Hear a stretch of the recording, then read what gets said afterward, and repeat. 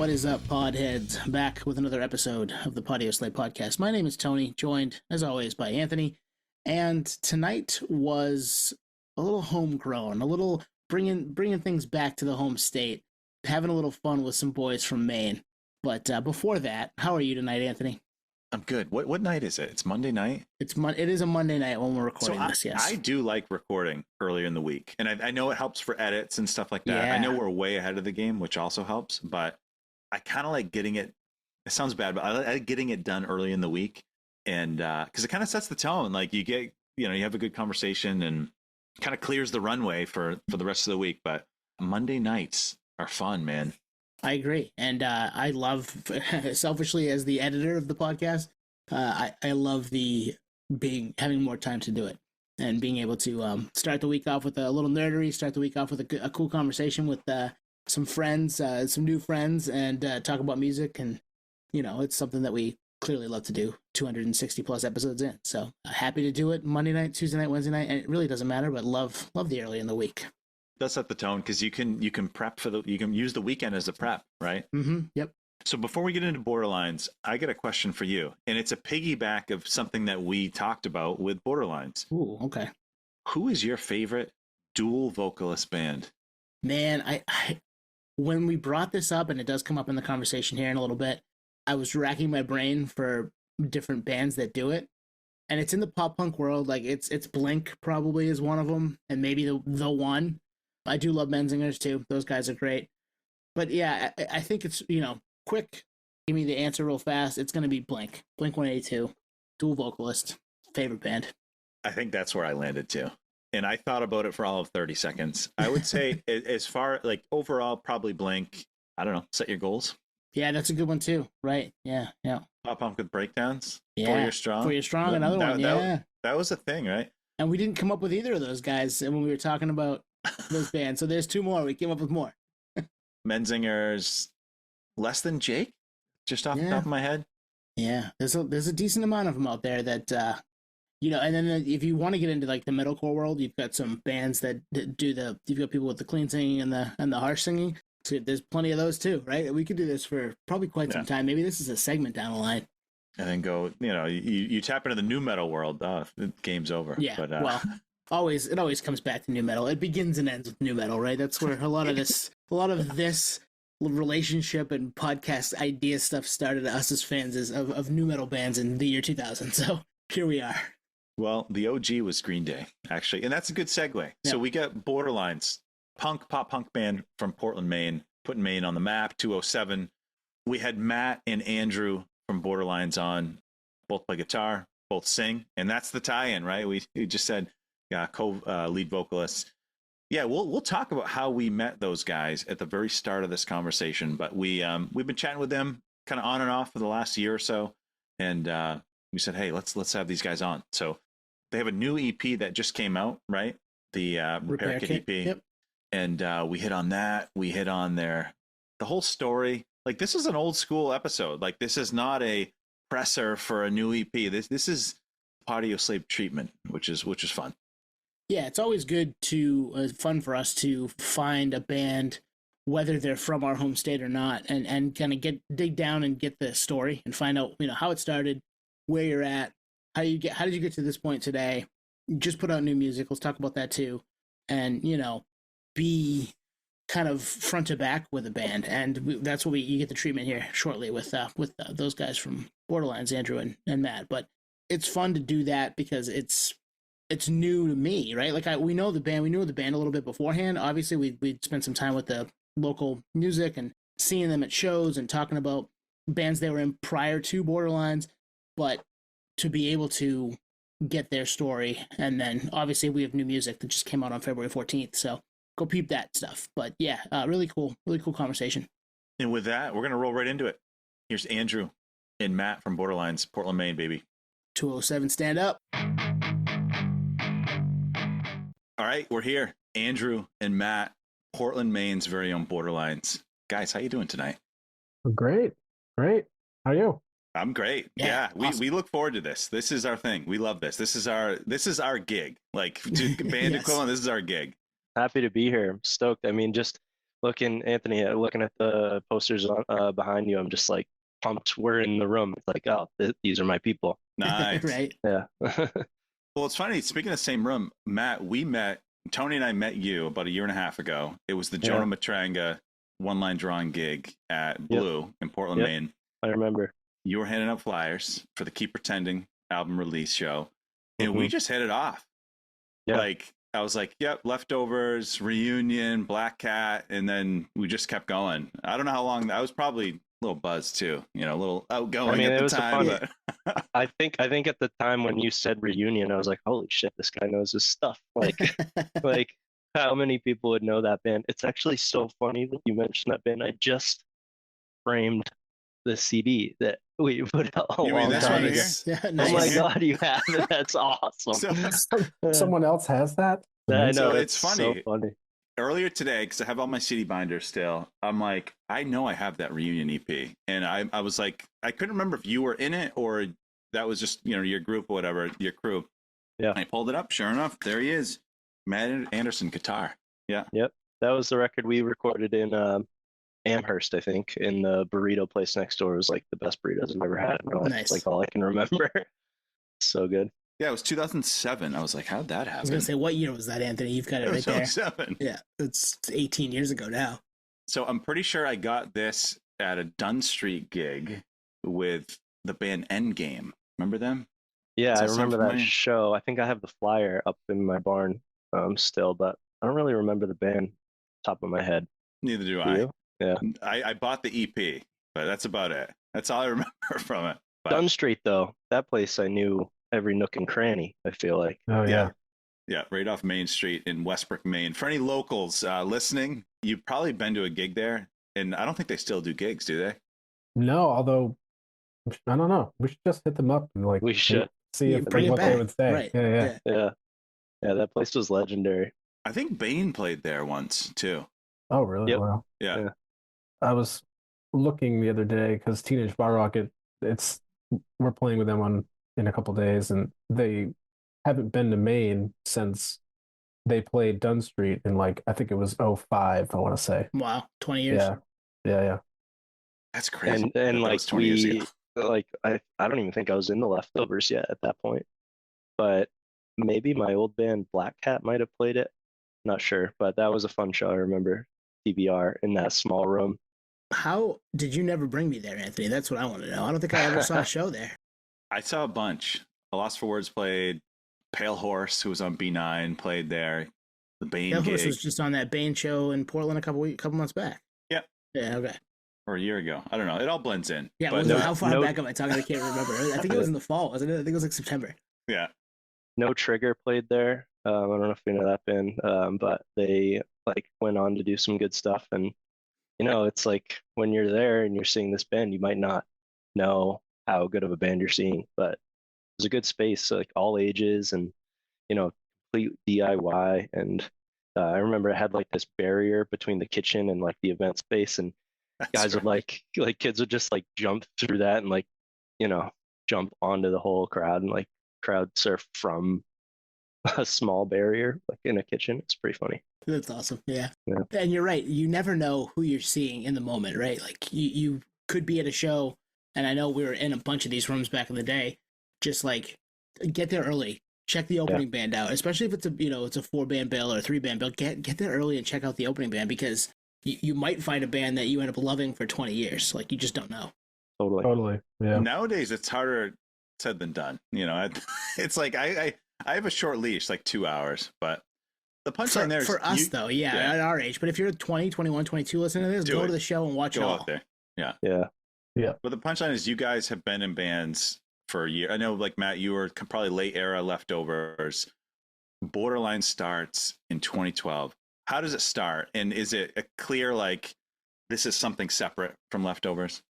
Yeah, it was, I think it was just kind of an outlet for some songwriting after that band was kind of fizzling out. And Matt and I weren't the primary songwriters in the Leftovers. So I think for us, it was just one of those things where, we had sort of ideas and things we wanted to do. And that's sort of where this band stemmed from. But it kind of, it kind of almost started as like a side project type of thing because we didn't really know what was happening, and then eventually just turned into Matt and I kind of wanting to make it more of like a full-time thing. Yeah, and I think too with the leftovers, it was just it felt so poppy pop punk, and I think Andrew and I always were like, we would err to the side of like the punkier stuff a lot of the time, and so that was kind of our direction.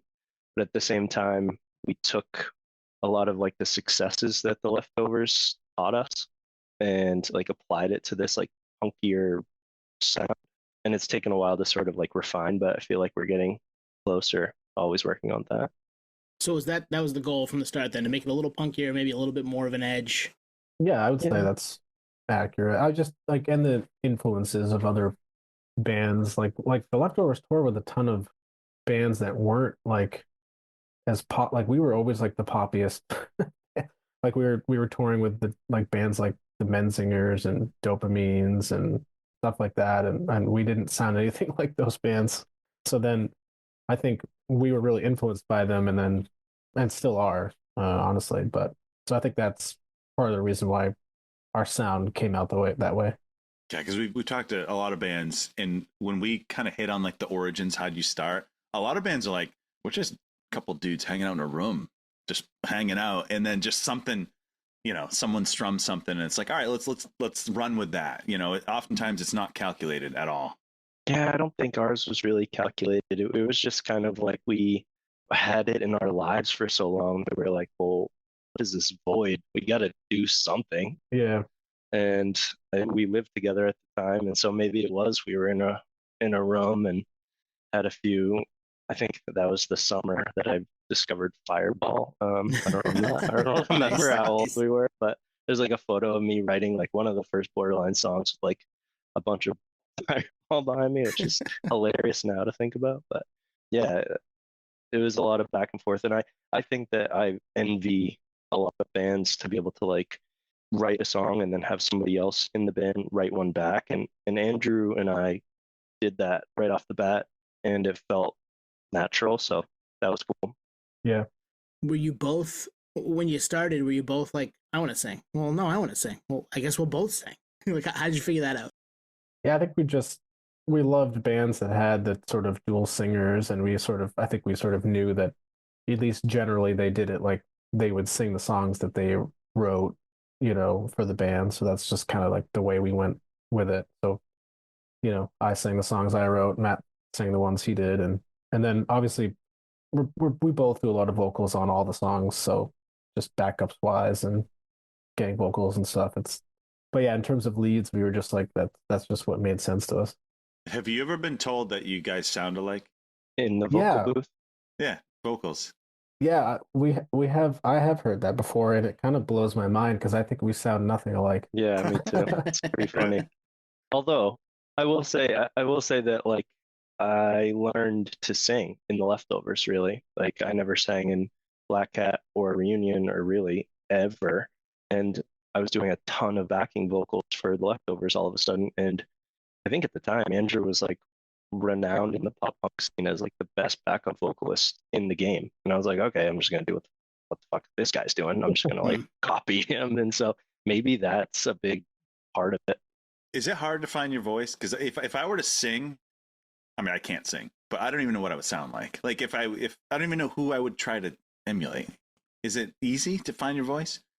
Yeah, that's a tough question. I don't know if it's I don't think it's easy. I think some people I think are probably more comfortable with it, but I think it might just be something that comes with time, because there's a lot of people who are great songwriters, but that's just it. They're just songwriters, and you hear someone else singing their songs. So, but I think in punk it's a little different. It's like you grow up in that, and you're kind of just like, who cares, right? Like you just sing the Yeah, song. you don't need to sound great. Exactly. So I think for punks, it's just that's like one of the cool parts about it is, I mean, no one's ever gonna say Fat Mike's a good singer, but Right. There was a few songs back when we first started that I was like, oh man, I really wanted to just sound like Kid Dynamite, and like those kinds of vocalists where it had like a bit of a grit and sandpaper to it, and I tried to make that work, and it wasn't my You voice. sounded too pretty. Yeah, you sounded too pretty. Yeah, man. and I was just like, all right, let's do what I can do. Let's fall into my lane, and like, I think it ended up working out, but I still sometimes, especially when we play live, push it a little hard, and I'm like, oh, I just want to sound like a hardcore singer, but I just don't have it. So yeah, the next day you're paying for it. Yeah. What was the first Borderlines gig? Do you guys remember it? Yeah. Yeah, it was in the basement of what used to be the Asylum. It's now Aura, and it was us and Cruel Hand. Was it Goth Night? Remember they used to do those? Yeah, those were so fun. Same basement, but yeah, it was us and Cruel Hand and the band Steiner Street, which our drummer Mikey, that was his band at the time. So yeah, I wish I never had a birthday. I remember that song. Yeah. Eric, shout out Eric. He's probably listening actually right now. I was gonna say, I hope so. The band's got to get a reunion going. Yeah. Right. So, what did you bring us back to that night? Like, how did it go? What were the big things you remember about it? I mean, it was sick opening for Cruel Hand. They're all our really close buddies, but like to have a band open for, they were big, but not like as big as they got at that point. Yeah. So it was a packed room. It was low ceilings, dark, cheap drinks. Everybody was having fun. I remember the floor being really wet. Sticky. That's like sticky floor. Yeah. That's a good show right there.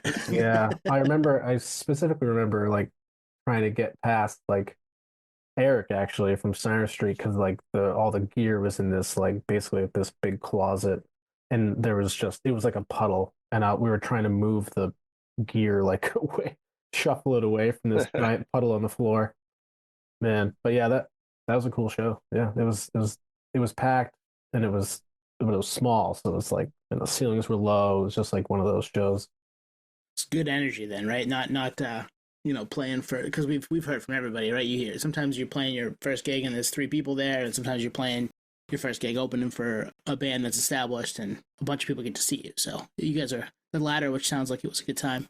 Yeah, that was cool. I feel like we've had those shows. Don't get me wrong, but we often try and be strategic about what shows we play, and it's not an easy thing to make those kinds of decisions. And sometimes we get offers and we're like, oh man, we really want to do this, but we just played one, or I don't think that we would get the turnout that the band asking us might expect or something on that particular night. But that one, yeah, you're right, Tony. It was like, all right, we got 2 bands that have already been established. We're going to play our first show, and it's packed. It was just like we didn't have any merch. It's one of those deals. Yeah, it was fun. Well, there are some bands that lead with merch. Like they put out merch before the music comes. Mm-hmm. Yeah, maybe that's smart. I don't know. It depends. I mean, you got to end up being good, right? You got to back it up at some point. Right. Yeah, they get the Kickstarter going before there's music. Yeah. Help fund our first EP. Yeah, okay. All right. No idea what you sound like. So you guys start in 2012. The first full length comes out in 2023. That's 11 years. Like, what happened? What? It's crazy. Some bands get together, break up, have member changes, all that shit, and then disappear before they put their first full length out like that. So that's wild. Yeah. It was definitely the elephant in the room for our band. It was a long road for sure. Yeah, I mean, we put that first EP out, and we did some stuff that first year. Like we played Fest, and we played like the old In-Sub Fest in Baltimore, and then I think, well, Matt, you moved to Spain. When was that? 2013. So pretty soon after we released that first EP, Matt was in Spain. So then that sort of put a few years, hiatus there. And then once he moved back, which I think was like 2016, that's when we sort of picked it back up again. We started playing shows with Mikey as a drummer, and started writing a lot. Matt had written a lot in Spain actually, and sort of slowly got it going, and then finally I think COVID is what finally sort of convinced us. We were like, okay, we got to record some of these songs and finally put something out. Well, yeah, there's nothing to do but that, right? Put stuff together and hang out and meet like this. I mean, that's what Anthony and I and Nate, our third host, started doing back then. Yeah. It's like, let's just meet once a week and talk about music, and maybe somebody else will join. And sure enough, they did. So you just grind it out. Well, that's the thing is that's only like 8 or 9 years ago that you were away, Matt. But that was before Zoom. It was, Right. I mean, Skype existed, but no one used it. Rest So in peace, Skype. it wasn't like you could really be a band. I don't know if that was a thing back then. Like doing it Like remote, like remotely. remote bands. Yeah. Well, like, we weren't even doing that while I was in Spain. I think Andrew was saying I was writing lyrics, poems, like things that would eventually turn into songs. I had like a crappy like nylon string guitar that I played, and it actually kind of blows my mind that I lived there for that long and like barely had my guitars.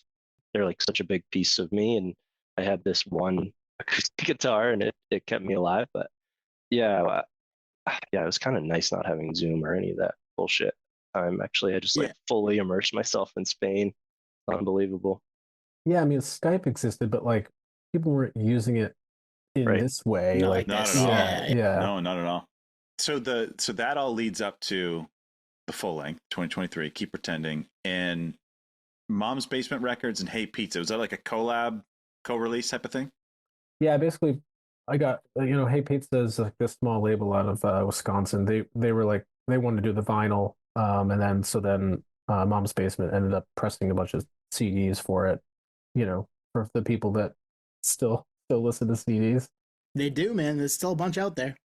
Yeah, it's funny. It's just like it's become like a niche thing, but some people still love them. So yeah, we've sold a fair amount. But so yeah, that was what that sort of breakdown was they just sort of split the pressing of everything. How does Mom's Basement take notice? Do you guys pitch them? Do you bring music to them? Yeah, I think I hit him up, and maybe it might have been Nate from Hey Pizza. They've worked together on records before, so I think once they heard the tunes, they were into it, and because Mom's Basement put out the new EP too. They've been great to work with. Yeah. Yeah, I mean, me, I don't know about you, Tony, but like I heard your name, and I think I checked you guys out before that, but it was that LP that I kind of dug in a little bit for the first time. How do you approach that? Because it's one thing to do like a couple EPs over a decade, and then it's like, all right, yeah, like how did it turn from EP single to full length? Like, how did we decide to do a full length rather than? Do you batten down the hatches and like we got to come up with 10 songs? Like what songs, changed whatever? to do that? Yeah. We like I think like Andrew said, we were sitting on a lot of songs that we were super tight on. We were like, wow, like we've got enough for a full length. Let's go pedal to the metal. And rather than, I don't know, I think also part of it was like I want to release a record. Like I don't want to beat around the bush. We got the songs. Let's do a full length. That's how I kind of felt about it, and I think we were all on the same page. And then when like funding came into question, we were like, how can we do this as cheaply as possible? And we recorded it for the most part at my house and had our buddy, one of my oldest friends, Ben Anderson. He came over and engineered it for us, and he's got some pretty cool skills in that field. And we just had songs. Yeah, I don't know. Like we weren't trying to release like a few things and like get big. We wanted to make a record.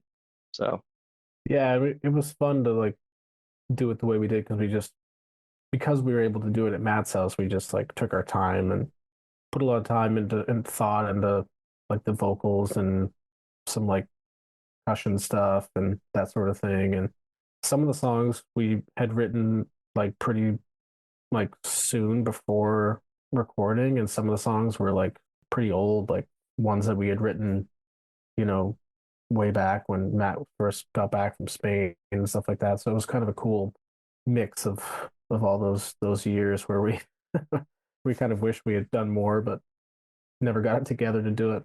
It was really cool to finally put out a full length, and the response we got was great too from people. So yeah, it was cool. No one can ever take that away. You've done it now. It's out there. Yeah. It's there for everybody forever. Yeah. There's one song on the full length. It's called 24. And we had that one kind of buttoned up at practice. And we recorded the drums down in Biddeford, at bottom of the River Sound, which I don't know if it's still around anymore, but engineer's name's Nick, right, Andrew? Yeah, we put it out of business, I think. Yeah, we put it out of business. We rocked it Nice. too hard. But yeah, that was it. Mikey we recorded the drums there exclusively, and like most of the tracks we had a scratch guitar, so Mikey could like keep up to what we were doing. And that one, I just couldn't even play it. I was like, I don't remember this song. and Mikey's like, I got it. Goes in there, does the whole thing from memory and with no guitar. And I just remember like, this isn't gonna get on the record. And it turned out to sound awesome. Yeah, like, so yeah, you would never know. you Yeah. would never know. I think what Nice. happened was you were playing the scratch guitar and then you stopped and he just kept going. So like Yeah. the second half of the song he was just playing out of memory. Yeah, I couldn't remember how many I don't Yeah, know. it's weird when you're not singing sometimes. Right. Yeah. Yeah. So I know like a lot of bands play with it's like taboo to play with a click track. Is that kind of that? There was no click track for him. He just did it from. No, there was a click. It was just he just didn't have Matt's like guitar, so like he just had to remember like the structure himself. So, but Mikey's Yeah, he's a he's like profesh, so he is he a killed it. human click track. But yeah, I mean, it would be fun to do a record like of all of us just live in the room. I think that would definitely be a great way to record. We haven't done it yet just because we've like apparently we're cheapskates and we just like to Yeah. record on our own. But So Matt, how Yeah. bad did your neighbors hate you after recording at your house?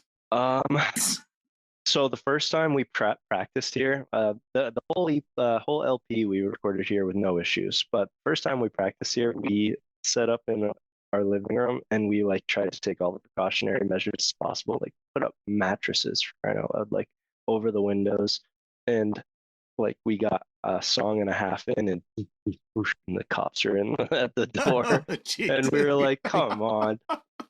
Like, yeah, they were bummed too. They're like, we don't want to be here. yeah, They couldn't have called you first though, like, or knocked on the door and said, "Hey guys, we're a little Right. loud." Right? Like that yeah. neighbor has since moved, which I'm very happy Nice. about. Yeah. Yeah, my neighbors are pretty chill. Thankfully, I'm a good neighbor. I like to say hello, do the whole song and dance stuff. Every now and then, like to make a record in my house. Like, just do it, guys. Yeah, it's gonna be loud for a few hours today, just so you know. It's probably gonna be another 11 years before we do it. So Yeah, you've got plenty of time. Yeah. Maybe they'll be gone too. Who knows? It's funny. Growing up, I was like, when I get older and I have my own house, I'm gonna host basement shows. And then like now that I'm an adult, I'm like, no fucking way, not a chance, never Right. happened. We used to do basement shows at our old house where we were living when we started the band Parrot Street over in South Portland. And actually the song Parrot on Keep Pretending is about that house.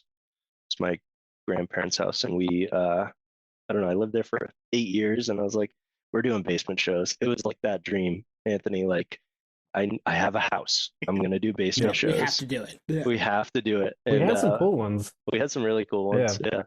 So I actually saw a reunion at a basement show in South Portland, Coach Road, with Cruel Hand.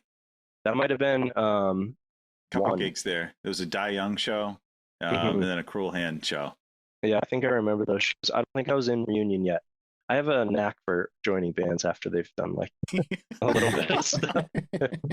So just squeeze my way in there a little bit. Yeah, I mean, and not in this case though, right? Borderlands No, came out no. of that's your thing. So Yeah. so when you guys are getting back to kind of writing music just in general, you both obviously write for yourselves. Have you ever written for the other? No. I don't I would don't say think yeah. I have. You guys You gotta get have. on that. You Yeah. have for me. I have? Yeah, you've definitely written a bunch of pieces in our songs that I'm like, oh shit, that's perfect.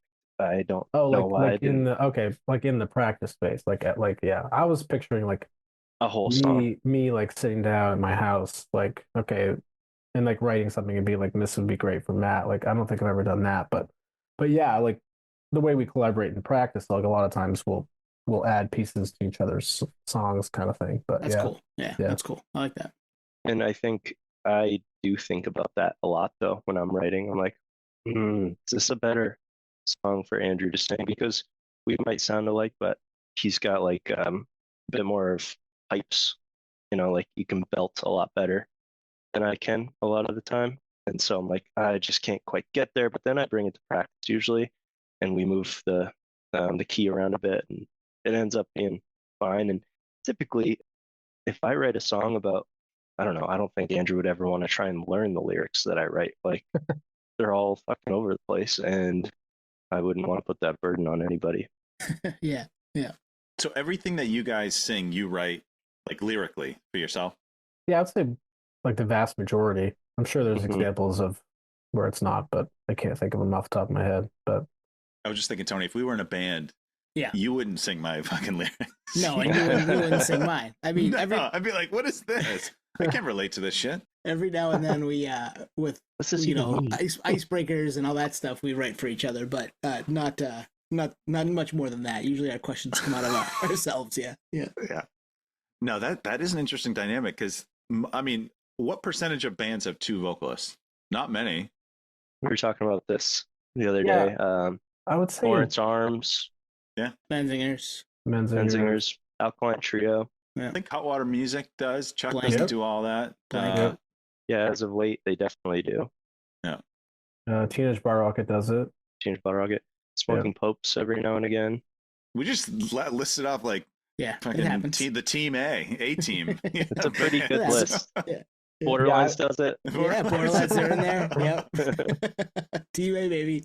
No, that's it's cool to do something different too, because like you have your traditional 3-piece or 4-piece where you've just got the front person and they're the only one that sings, and maybe every now and then you get harmonies and stuff from other band members, but it's cool to be able to change your setup probably, right? Like, okay, I get a little bit of break here, Matt, and Andrew's going to take some, and vice versa, so you can make the kind of keep the live show energy up too, I would imagine. 100%. Yeah, Yeah, that's our strategy usually. yeah, it's a nice thing to have live. Matt said earlier he has a tendency to go too hard on his voice during shows, and I'm always like trying to keep him like, because I think Matt typically sings like if I'd say we're not quite 50-50 like during our sets. He's usually singing a little more leads, but it's funny. I'm always joking with him like, don't go hard on this song, you know what I mean? Because I know you're gonna like start straining your voice or whatever. And but we usually try to be strategic about it and have me, sing one or two to give him a break or whatever. So it's fun to play with live. Good to have that option. So full length 2023. And unlike the normal duration between releases, you come back in like a year and a half with the EP. So you guys are on like you got momentum. So when did these songs get written for the new EP Repair Kit? Just came out at the time of recording about a month ago, right? Yeah. February 14th. Yeah, I would say that I think we wrote Not Our Fault. Like, was it even before Keep Pretending came out, or was it maybe right after? It was pretty much right after, I think. And then I think we usually have a tendency, if we have songs that have already been laid down on tracks, we're like, or I'm like this at least. I'm like, let's write new. Like these are old news. And so I think that's when that started. Not Our Fault. We wrote that around then.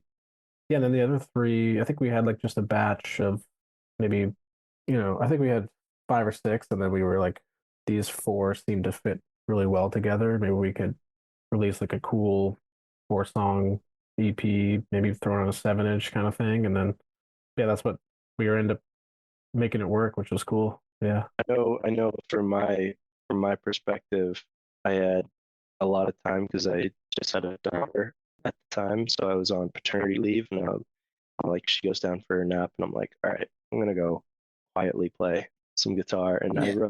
I think I wrote Cut You Out and Tragedy Waits at that point, where I was like in between doing a puzzle and making old guy. bottles. Yeah, I was like making bottles, doing a puzzle, and writing like chicken scratch, and just like trying to come up with melodies quietly, and then bring it to the room and being able to belt it out. It's like, oh, it's got potential. And then other ones, I was like, this sucks. Like, Well, you were productive because most new fathers are with a Sleeping newborn. when you You're get a not doing chance. anything. You're lucky to shower. Yeah. Yeah, I got a good little girl. I think we both did that because I think the summer we put out Keep Pretending, I had Nora was born, like my second daughter was born that winter. So I remember like Mhm. I remember her being like asleep on me and like figuring out the artwork for the LP. So out of some reason, Babies just made Matt and I want to put Create. out. Yeah, I guess. Yeah. Create. Yeah. I love the artwork to Keep Pretending. Whose like idea was that? The concept of like looks like a living room from like the 70s. There's a lot going on.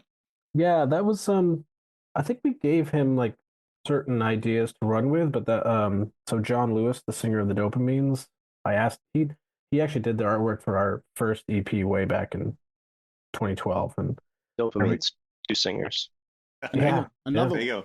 Add to the I've list. been Another trying one. to think of like other it's bands. no I would there's another say one. I don't know if they count though. That's like mostly They Lewis. definitely count. Not Okay, anymore, fine. but Yeah. Anyway, sorry. So anyway, I reached out to him about the LP, and he was kind of like hemmed and hawed about it. Like I might be too busy, but then he ended up like putting so much time into it, and so all those images from that are from old Life magazines that he found like at a vintage That's store, and he scanned them all and made the collage, and so that's where all those are. So those images are from like the 60s and 50s Life magazines, which is pretty rad. He sent us like a couple of mock-ups, and I remember telling Andrew sent me like, "This is what it's looking like." I'm like, "There's not enough sex." Like, I just remember being like, "Where's the sex?" And I just feel like it needed a little bit of like, I don't know, like the punch, Well, there's a poll, right?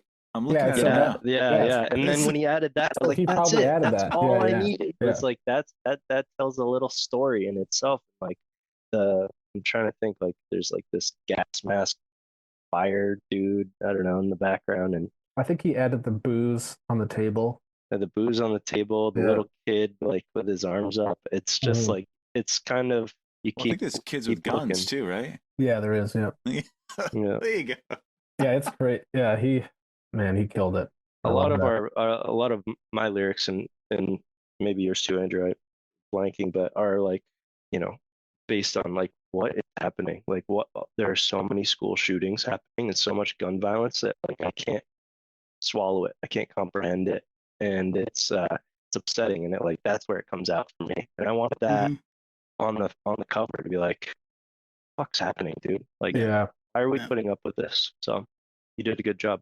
Yeah, the more you dissect it, you realize there's a lot going on, and it's intentional too. yeah, for sure. We wanted it to be like, something that you could. I mean, you guys just did the show about Insomniac. We were kind of like, the artwork from Insomniac was definitely something that I mentioned to John, I think, and just something that you're not just going to look at for 2 seconds and then be like, not want to go back to and look at more. So No, because it's full of stuff, right? Every time you look at it, you find something different. And that era of Green Day did that, right? Because Dookie's the same way, as you can see, yeah. right there. Oh yeah, yeah. It's the same thing. Like every time I look at that, every time I come in here, I'm like, oh yeah, that guy. Yeah. I used to love Yeah, that. it's so good. It's yeah. So it's fun when you can add that little piece, add that little flair to a record or an EP where somebody picks it up and is like, oh, there's more going on here than just the 4 songs or just the 10 songs. Yeah. So the 10-year anniversary in 2033 is going to be like a zoomed out version. It's going to show the whole house. Yeah, that'd be sick. That'd be awesome. Yeah. Actually, I think I'm looking at it now, and like if you look at the bottom right hand corner, there's like a shotgun shell, which is like John just added that. I was Yeah. like, dude, I would never have thought of that, but that's just so sick. He's a pretty brilliant dude. Yeah, he is. Yeah. I'll have to tell him to save all of the magazines so that we can, the 10-year anniversary comes along, we can Yeah, right. create that image. Like a bathroom and Yeah. the whole a dollhouse almost. So you That'd be mentioned sick. Green Day maybe as like visual inspiration. With Repair Kit, are there other influences you guys drawn from, like musically? I don't know if I had any like specific influences going into writing those songs. Were you listening to anything, or were you guys? Do you listen to music while you're making music, or do you try to like block all the noise out? I always listen to music. Yeah, I'd say I'm always listening to music too. I can't like off the top of my head think of like a specific band that influenced the writing, but I think with Not Our Fault especially, I was more influenced by that was just more of the lyrics, and as as Mainers, you guys probably aware of like our homelessness issue, and that was kind of what that song stemmed from. Was just like how you know politicians are always sort of saying reasons why they can't do something, even though that's kind of like why we elected them to Yeah, yeah. to do to figure things out. I think I know what I was listening to, but I don't think that it like shines through it all. But like maybe there's a layer underneath that I'm like, oh, I want this to sound like toy guitar. And said to me, I was listening to a lot of those bands, Mm. those two bands, and I'm a huge Smoking Popes fan. So like, I think some of the newer songs actually that we're writing now, I wanna like try and pull in some more Smoking Pope stuff and like influence wise. And but at the time, or even like I said earlier, like, oh, let's make a record that sounds like None More Black, and like all the guys have to humble me, be like, we are not that good, and I'm just like, oh yeah, That I is very want to true. be. So Yeah. yeah, Actually, Matt, when we were chatting at that gig at Blue, we mentioned that None More Black gig at the Persumska at Grange Hall. Remember that? yeah, We Yeah. went that? Yeah. You probably played it. Yeah. yep. Black Yeah. Cat Nice. Black and Cat the and the Leftovers. leftovers played it too. Yeah. Leftovers. Nice. Yeah, I Yeah, remember. Nice. Yeah. So we're in kind of this like no man's land of recording this where you guys are going to be playing gigs in the Yeah. next few days, but the episode will come out after this. So pretend that the gigs are good. Repair kit's out. You can get it online. You guys got some gigs coming up, right? I know you're playing with Nerf Herder. I saw online. Yeah. We're playing in Lowell at this. I think the venue is called Taffeta Music Yep. Hall. Have you been there? No, but the guys, the Trawl guys who we're close with, who do the theme music for the podcast, they have played down there at least once, maybe twice. So I've heard of it. Cool. Cool. Yeah, we've heard good things, but we never played there. But yeah, we're playing there with Diesel Boy, Nerf Herder, and our buddies in Hell Beach. They're from Manchester. Yeah, it should be a really good show. Yeah. Anything else in April? No, that's basically what we've got booked right now. We're still sort of trying to figure out our like summer, fall plans, but that's what we have so far. Yeah, and this is coming out after you just played a couple shows, and I'm hopefully we're time traveling here. I went to one of them, or Anthony and I both went to one of them, maybe. So Yeah, hopefully. fingers crossed. But yeah, it's exciting that it's a lot of work to get out there. Put the music out on your own, then try to find shows, and then try to promote said shows and get people to go to it. So it's not all glamorous, everybody out there in listener land. You've got to work. You got to grind at this stuff. True. Very true. What about on the writing front? Are you guys always writing? I am. Yeah. Matt's better about it than me. I kind of go in like phases, but I'm hoping to do a lot like the summer and fall, and we kind of have loose plans of trying to maybe at least like think about starting to record again like next like a year from now. So but we'll see. But yeah, Matt's always writing.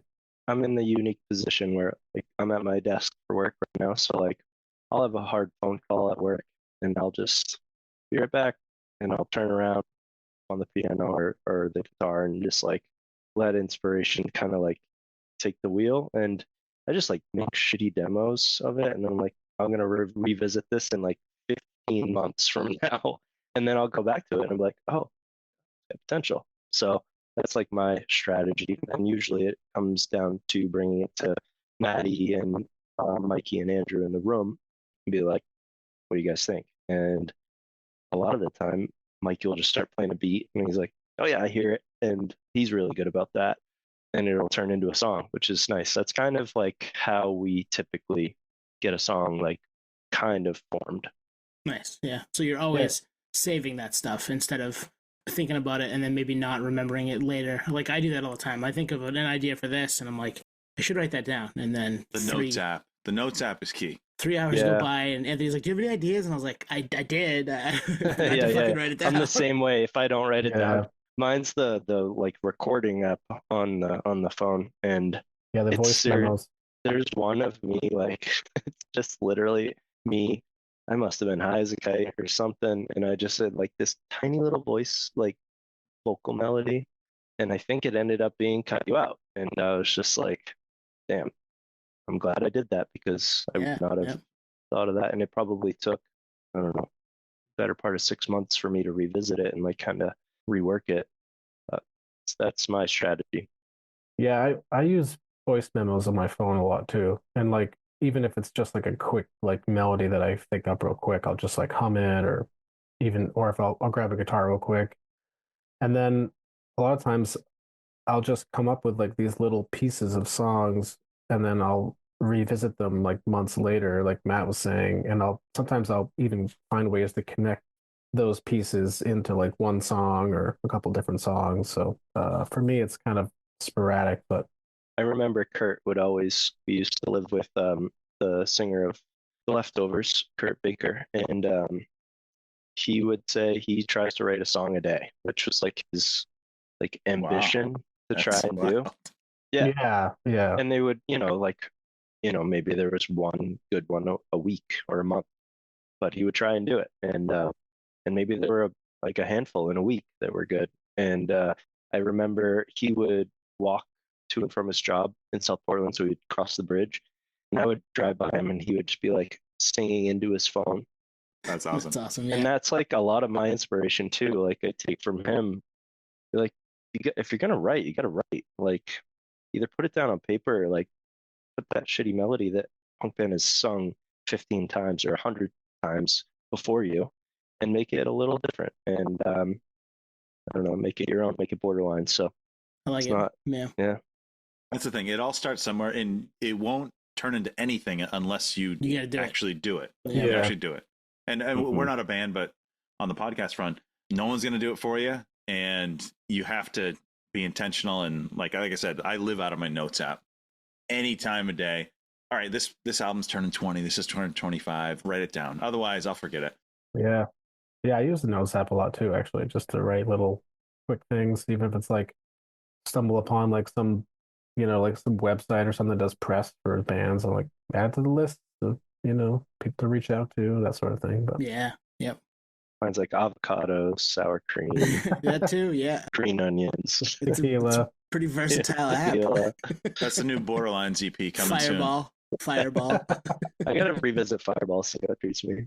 Oh man. Yeah, we'll start with one, see how it goes. Look what you've done, Tony. I apologize, everybody out there. I apologize. Bad influence. You might be a good influence for a new record. Nice. All right, we got a little lightning round. A couple questions for you. You guys down for that? Some quick hitters. Yeah, let's do it. Yeah. I mean, they may not be quick hitters. We always say that they end up going for like 20 minutes, but we got a couple here. This first one always turns into not lightning round. And we asked it to Chris Link in that episode. We've asked it to the Koyo guys from Long Island about Long Island. And I'm curious where you guys are going to land with this. What are your Mount Rushmore Maine bands or artists? Can be artists. They have to be from Maine. Got to be from Maine. 207, baby. Can I go first, Andrew? Yes, Andrew's please, in deep thought right now. Yeah, I'm like struggling. So go ahead. Wake Up Call is definitely on there. I mean, like, that's kind of my roots. Like, I don't know. I like Wake Up Call, Outbreak. It's like, you got to put Outbreak on there. Let's see. How many are on Mount Rushmore? 4? If you want an honorable mention, we'll allow it. Man, this is hard. Yeah, it is hard. It really is hard. I thought about it too, and I was like, yeah, okay, yeah. It took me a little bit. I don't know if I could do it. Rustic would be on there for sure for me, but yeah, like I don't know if like personally they would be on it for me, but like I feel like they like if you were being objective about it, they should be on it, So it's like it's hard. I'd put them. I'd probably put Cruel Hand, honestly. Yeah, Cruel Hand's a big one. Yeah, Cruel Hand's got to go. That's like kind of hard because that's like 3 of the same family. I wouldn't. It's funny. I had the same thought. So Rustic automatically, Outbreak, and then I was like, and then it just morphed into Chris Link. It was just like Chris, and he's good about that. Rush, yeah. The Wake Up Call I'd put in there, and I would probably put Sparks the Rescue. That would be my 4. Sparks is a good one. Yeah. I might go like the Taxis or the Statistics. Oh yeah, I was gonna say the Taxis too. If I'm talking roots, like I don't early know, 2000s action. Yeah, you gotta Taxis... go like before you discovered hardcore and you were a ska kid. Yeah, Well, the Taxis That's were what like, she said. Wouldn't they play those gigs too? that's what Yeah. she said. Yeah. that's the first like leftover shows were with those bands back in like, I don't know if you guys ever went to the Well, but on Forest Ave, but the Well I days. remember it, but I don't think I ever went. Across from Oakhurst. Yeah. Yeah. I was actually chatting about the Well the other day at a gig, and I went to an Even All Out gig there. Oh, Yeah. I went to high school with those guys. Yeah. Station 85, I'd have them on there. That's our high school buddies. So Station 85 was a band that we were friends with from South Portland. And do you know what they were named after? Does that mean anything to you, Station 85? It has to. They're the same age. Oh man, I don't know. I need It some was, context. it was a squiggly porn, baby. the squiggly porn station. Station Oh, 85. my god. Wow, that's so Their funny. first EP they called Sounds After 10 because the sound would come on after 10 o'clock at night. That's hilarious. Wow. Oh, yeah. That's Shout out awesome. Chris if he ever hears this. Shout out Chris. Like a bunch of 15-year-olds made that. Yeah, name. pretty Yeah, much. Pretty much. Yeah, I think we were 18 or 19 when they made that, but they'd been a band since they were like 14, 15. So yeah. So, That's Matt, where'd awesome. you end up? You ended up with Cruel Hand, Outbreak. Yeah, I might just like do a Wake Up pretty. Call. Yeah, Wake Up Call is definitely like one of my favorite bands, I'd put them in there. and made you wanna party. And we were all like, I think at the time I was straight edge, and maybe not, but like most of us were, and we were still like partying harder than anybody else. And it was just like because of the music, and he did such a good job at being a front man, and like he was so into hip hop, and it like transcended through the hardcore show that he put on. And then same idea with Link, honestly. Like he's such a good showman that he like puts Maine on the map in such a big way, which was something when I we're getting down a rabbit hole, but when we were in the leftovers, that was my big thing. It's like, we're from Maine. You guys know where that is? Like Maine. And Yeah. I learned a lot of that from the Maine hardcore scene, where it was like, hey, that's like, it's MEHC, and don't get us confused with Boston, like, and Yeah. we like kind of ran the show for a bit. Not that I was in any of those bands, but it felt like it. So we were just such a big family. But yeah, like I would say Wake Up Call, Outbreak, yeah, Cruel Hand, and I'm gonna go with the Statistics. Nice. Nice. Yeah. So, Andrew, where were you at? You said Rustic. You said who else? I'll say Cruel Hand. I'll say the Taxis, and then there's this band called the Pontiff. Hmm. Man, I know you know this band. Yep. Gina's dad. Yep. I'll say the Pontiffs. Nice. I love this. I learned something new. Me too. Yeah. There's some Gina's bands there actually that- my neighbor. Oh, nice. She plays Yeah. something. Mia. Yeah, Euphemia. Mia. Okay. They're Yeah, great. they opened for Trawl earlier this year, last Yeah. fall. Yep. Maybe their Halloween show. If I Yeah, remember that correctly, I think sounds- they were at sounds that. right. Yeah, they were cool. I Yep. enjoyed that show. Shout out them. Shout out your neighbor. Shout out to your neighbor not calling the cops on you. Yeah, I like it. Yeah, that's probably why like we're all in bands. It's just Right. like a Gets Yeah. it. like a Yeah. 55 and older community. So that lightning round question took like 12 minutes, I think. So we're right where we need That's to my be. favorite question. It is a fun one. It is a fun one. We wanted to throw a little love at the Green Day Jar cover because Jar is probably top 5 Green Day song for me, and I love the stripped down version you guys put out. That was really cool. Want people to go check that out too if they haven't heard it yet. So that's something for me. Cool. Yeah, I appreciate it. Yeah, that was something that I think that actually is like what's kind of sparked us finally putting out a full length is that I just recorded that during COVID. I just recorded it myself. And then a buddy of ours, Wyatt, who has worked a lot with Kurt from the Leftovers, and he mixed it for us, and he was like, if you guys got more songs, I'm happy to, do production and stuff for you guys. And he ended up mixing this EP and the full length. So it was kind of a little bit of a start to all that, which was cool. So I got a confession. I've never seen Angus, guys. Oh, dude. Dude, it was always on cable back in the day. How did you here's the just thing. I've never stumble seen it upon in it? full. I've seen parts of it, and I know what it's about. Yeah. And actually, that song outkicked the movie. Absolutely. think. Yeah. Well, yeah, I was just gonna say like the soundtrack is better than the movie is It's Yeah. for so good. sure. Yeah. Because I mean the soundtrack's incredible, but the movie's just like an okay 90s teen movie. Yeah. Yeah, it fit for our time. Yeah. Like, would it hit today? Probably, maybe a little bit, but I just want to listen to Jar instead. Like, give me that. Right. Give me Yeah. Jar. Well, guys, we really appreciate you joining us tonight, and we're excited you got a show next month in Massachusetts. And be on the lookout for more. And if you haven't listened to Repair Kit, go listen to that. If you haven't listened to the full length Keep Pretending, go listen to that. Lots of stuff back there to check out. We always love big up in the Maine folks, so we're happy to have you guys join us today. Yeah. Thanks so much, guys, for having us. This is great. Yeah, appreciate you guys. I will say one thing we forgot to mention is we're probably going to be releasing a single this summer. So Nice. Right on. Nice. keep your eyes peeled for that. And yeah, thank you for having us. We appreciate you.